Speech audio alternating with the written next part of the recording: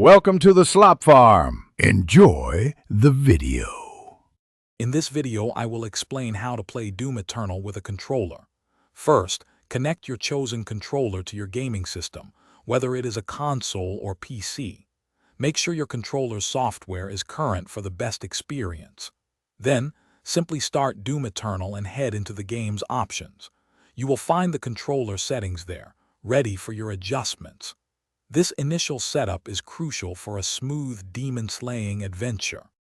Next, let's dive into the controller layout. Take some time to learn the standard button functions for attacking, jumping, and using abilities. Doom Eternal allows you to remap nearly every button, so feel free to personalize your setup. Fine-tune your aiming and look sensitivity to achieve pinpoint accuracy.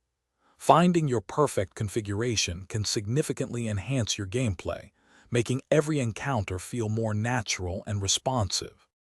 Now, let's talk about mastering advanced combat techniques. Rapidly swapping between your arsenal of weapons is key to maximizing your damage against hordes of demons.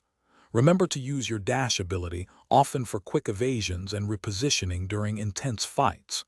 Crucially, perform glory kills for health and chainsaw kills for ammunition.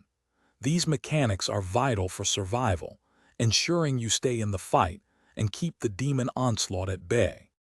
Finally, here are some tips for achieving controller success. Don't be afraid to experiment with various control schemes until you discover what feels most comfortable.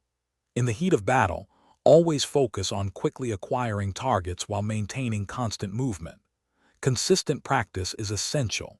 It will sharpen your muscle memory and significantly boost your reaction times. With these strategies, you will be ripping and tearing through demons like a true Doom Slayer. Thanks for watching. Consider subscribing if we helped you today.